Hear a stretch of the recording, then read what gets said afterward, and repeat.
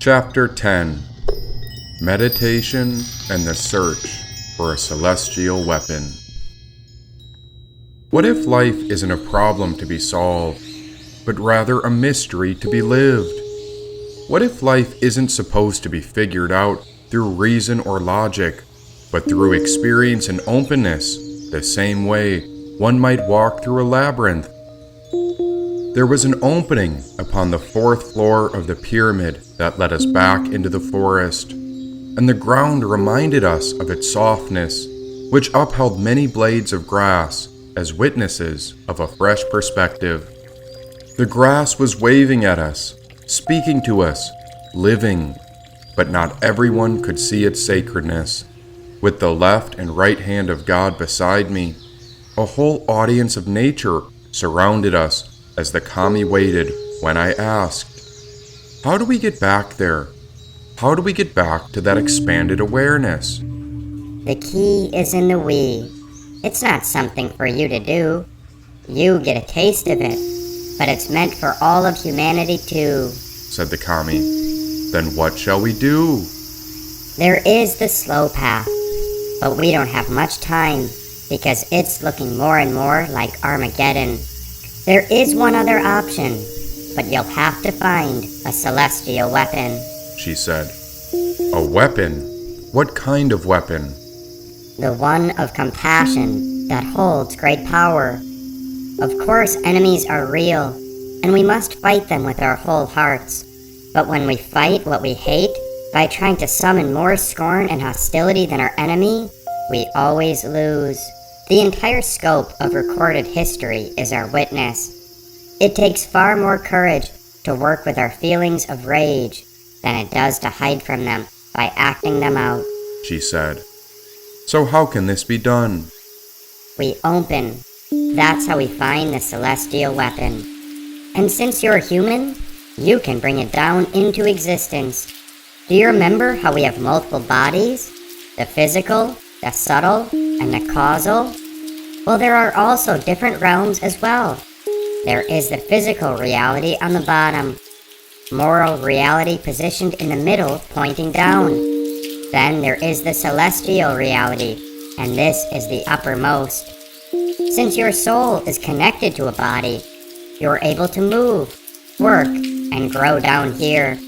But the spirit can ascend to the moral levels, or even to the celestial realms.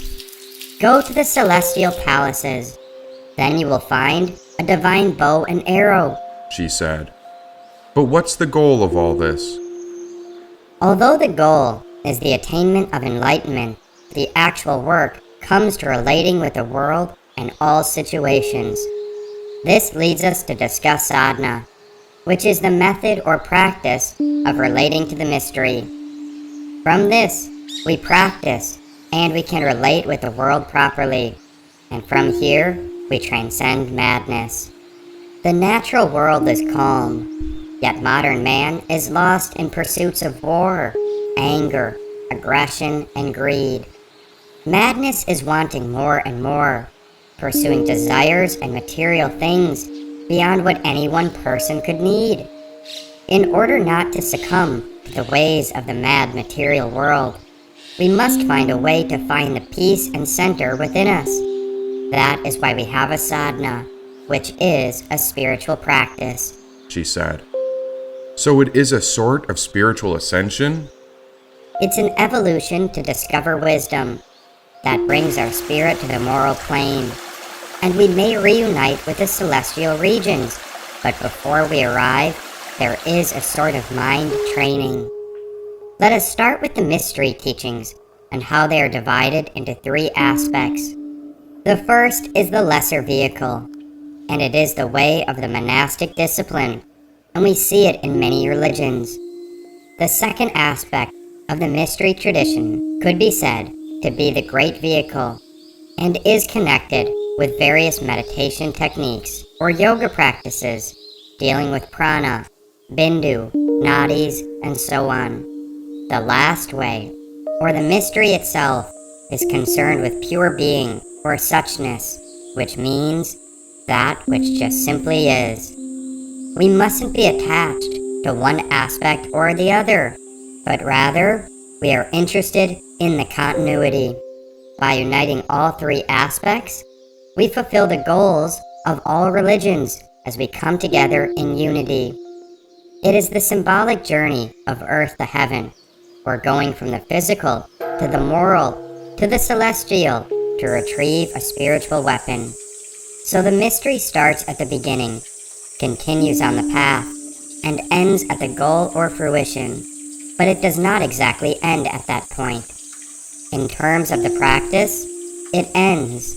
In terms of attainment, it does not end, as there is still the play of it all. It's the dance or the dharma. For example, the mind may elevate and achieve what could be called a peak experience. This would be reaching the state of the celestial realm, which could be thought of as finding union with God, and it could be pictured as balancing a disc. Having achieved the peak experience, you come back down in order to relate with sentient beings. Those are people who are confused in the world, and we use our body, mind, and speech to relate with them. From the physical, to the moral, to the celestial, we are touching wisdom, and then we descend back down to pass along our realizations, and this becomes the continuity of the mystery, which is like an electric or spiritual transmission. In the mystery tradition, ego, or confusion or ignorance, is personified as Rudra, the violent aspect of Shiva. The purpose of all spiritual practices are concerned with the taming of Rudra, the Rudra of ego. In one way or another, we are fixated on the elements of body, speech, and mind by the ego in relation to its own security. The fixation of the body could be a fixation that we appear as the center of our own world. The fixation of speech is the fickleness or wavering quality. We decide who to love and who to hate. We use speech to prove points based on beliefs, as if we were always trying to win a type of debate. The fixation of mind is thinking that we can think our way to God, that as long as we pick the right religion, we will be favored by the divine. The purpose of the mystery is about overcoming these three principles: the fixation and solidification of the security of the body, the fixation on the emotional level of being uncertain but still hanging on to something, and the fixation of the mental level in believing in some sort of ultimate savior principle, that someone else is coming to save us, rather than our own self and our own actions. To start, in order to relate with the Rudra of the body, we start on the physical, and this includes practice that concentrates on yoga, breathing, walking, and other bodily movement that increases general health. The next step deals with the Rudra of speech. It could take shape of 100,000 prostrations or bows, 100,000 repetitions of a rosary or mantra, or anything that humbles the ego, where we are united with morality and virtue. We are making use of intention by directing the stream of speech and focus rather than getting lost in the reactionary aspects of the confused mind. This occupies a sort of intermediary place between confusion and clarity as a sense of continuity. Once this happens, the student is ready to have a glimpse of the celestial realm, the palaces of teachers, the high throne, and this is where we find the deepest connection to God. When this is completed, then comes another Abhisheka, which is another initiation, which is entry into the celestial level, said the Kami. You spoke of methods for spiritual practice. Can you better explain the idea of the sadhana? Think of sadhana as the methods, resources, or tools that help get us closer to God. A sadhana helps us with spiritual growth, understanding ourselves, aligning our body, speech, and mind, along with finding the best balance of our lives. A great way to keep track of a sadhana is to write down your daily practices, which may include meditation, yoga, prayer, chanting, or exercise, she said. Can you explain the sadhana of meditation? According to the Buddha, meditation is a threefold process. The first stage is called shamatha, the second process is vipassana, and the third is a combination of the two, known as shunyata.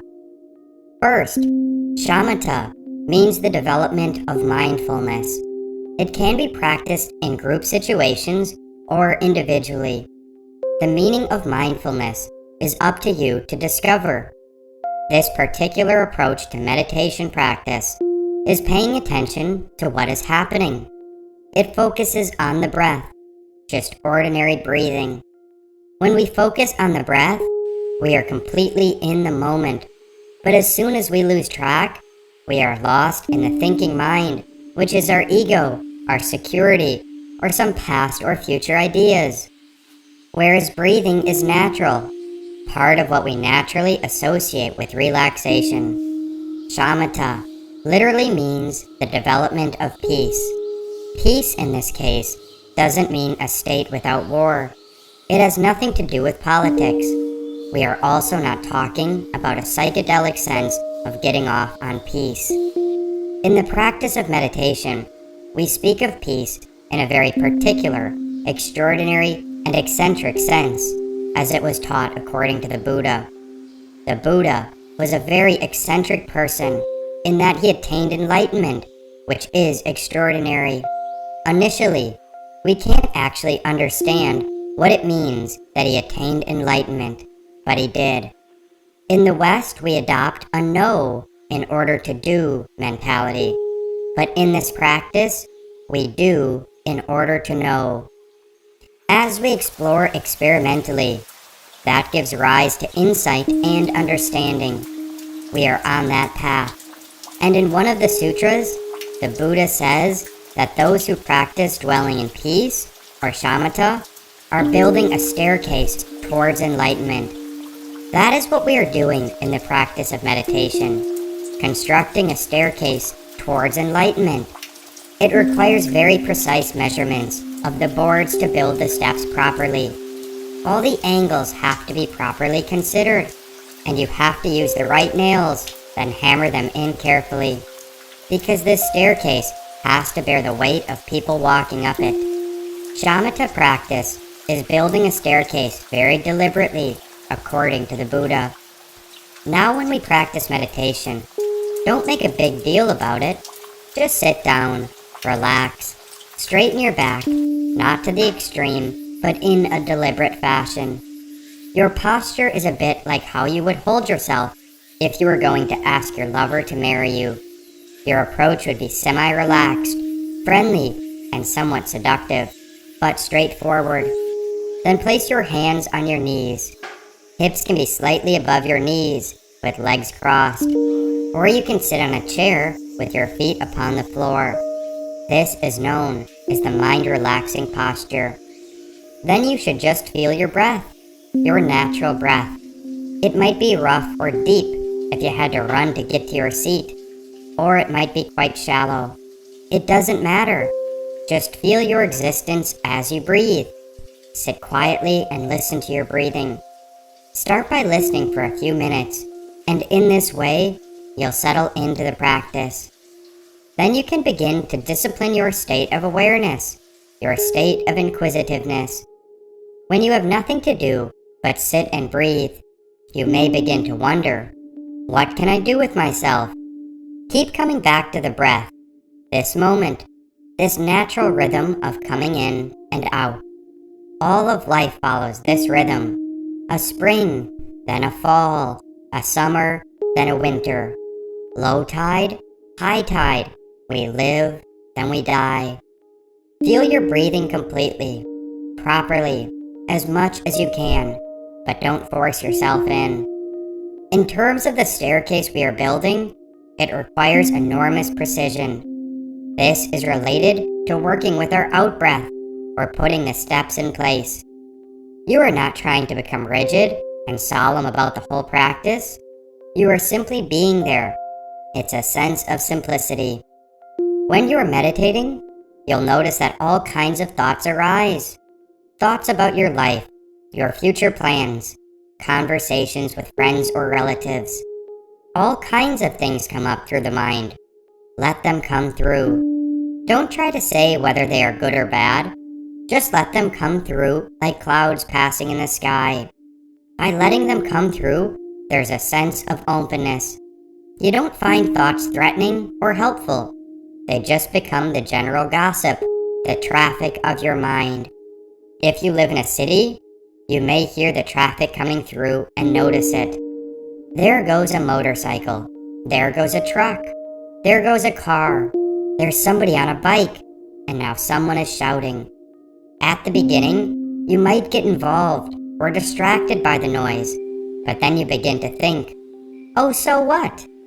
Similarly, the traffic of thoughts is just basic chatter that goes on in the universe. Just let it go through. It doesn't make a difference whether you sit a lot or sit in a group. And if you find it difficult to meditate, you can stand up and walk out of meditation. The group situation should help provide a sense of fellowship.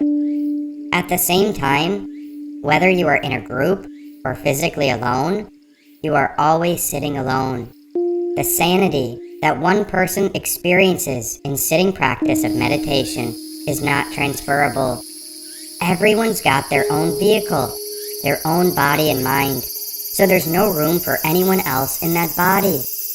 There's not a way to hitchhike here. We realize that you have to pull yourself together, rather than waiting for someone to rescue you. Sitting practice is independent, individual, and a lonely journey. Aloneness is the basic point. Sometimes you might feel completely isolated and cut off in your experience, but sometimes you might experience this aloneness as the basis of heroism. In this positive sense, you are making a journey, and nobody's telling you to make this journey. You are making the journey alone. And the only help somebody can give you is to tell you that others have made this lonely journey and that you could do it as well. This might seem like a severe process, very strict, but it is very cheerful, because there's a sense of conviction that you aren't going to hitchhike, but rather you are going to do this yourself. There is a powerful sense of celebration in this, which is the heart of the meditation practice. The sitting practice of meditation is the expression of celebration. Rather than falling into a trap or imprisonment, you no longer have to go through exaggerated sociological, psychological, or bureaucratic trips that we create for ourselves. We get into the practice simply and directly, starting with the breath. Getting into it, simply go along with it and work with it. That's the point of shamatha. Having done the deliberate practice of relating with one's awareness, simply and directly, without question, then you begin to relate to sound, smell, sight, and every experience that you have in the sensory world with the exact same awareness. You're with all of it, and with your breathing, you're simply there, in the present moment, and there need not be any interpretations when we wonder, is this going to be good enough? Am I making mistakes? No need for such questions, because you are simply enough. Questions come from looking, searching, analyzing, trying to make sense of a situation, but questions arise on the basis of how to secure the basic ground of ego, said the kami. Meanwhile, I'd been sitting, and as I was listening, a tiny ant crawled up my toe. I was still as I could be, but the ant wouldn't let go. It seemed to be curious about me, and I could feel it. And now this tiny form of life was crawling up my stomach. Going back to the breath, the ant would tickle my awareness. Surely part of the practice is just remembering how it's all sacredness. After shamatha meditation comes vipassana. It is regarded as the further experience of egolessness and developing transcendent knowledge. Compared with shamatha, vipassana is more concerned in dealing with one's inquisitive mind and taking advantage of thought and exploring it. And so finally, there's a sense of exploration of one's mind to become open into openness, egolessness. Vipassana is a sense of freedom. It is exploring the sense of basic awareness, our state of inquisitiveness. Here we are talking about sense consciousness, which includes the sixth sense, the mind. Before we were focused with our attention on the breath, keeping the experience as simple as possible. Having practiced that, and seeing that thoughts come and go, and we see them as simplistic, we notice thoughts disappear. It's all nothing. In Vipassana, we are developing insight. It's all about clear seeing everything in a superior sense, seeing all things very precisely. Shamatha is very specialized attention put on practice. It's a very narrow point of view. Then our awareness in Vipassana is slightly expanded into openness that we begin to find there is a lot of room. It is experiencing the environment as well as the object of our attention. You feel a sense of beingness. We have our antenna turned on. You may even feel as if you were wearing a heavy coat or a turban, and there may be some tension in your back, your butt, or your arms might feel awkward. That becomes the vanguard of the Vipassana experience. Vipassana is the starting point of meditation in action. You can extend your state of awareness to everyday life situations, said the kami. So it sounds like meditation is a lot like dealing with the dirt in our lives. And so if we were to picture a clear jar with muddy water from a pond, we can start by focusing on the breath, which is like letting the mud settle. And this would be like shamatha. Then in Vipassana, we are seeing things clearly, and so we can look into the whole situation and see the true nature of reality. But is there any way to get rid of the muck in our lives? There are many meditation techniques, and one way to rid our lives of such dirt and debris is through analytical meditation. Here, we use the analytical mind to investigate the way things are by looking through the lens of contemplation. We ask ourselves questions. We journey inward into reflection. Here we are breaking things apart and examining mental patterns and how we are connected. Analytical meditation helps us unravel the deep knots that we tie ourselves into. These are blocks that we may not even be aware of. And the Greek root of analytical means to loosen. Through this analysis, we're going to look at the assumptions of things. We open those assumptions up into a more direct relationship with reality. And this all happens while we sit quietly. And through analytical meditation, we are better able to see the true nature of reality, said the kami. So this all leads us to seeing the sacredness. And this consciousness can lead us? Not only does it lead us, but it frees us. So that is the mystery in it. The mystery deals with being human and growing up through the moral planet and into the celestial palaces. Once you make it there, go find the bow and arrow, which will be our celestial weapon, said the kami. And how do I find it? You go up through the 28 mansions to heaven, she said.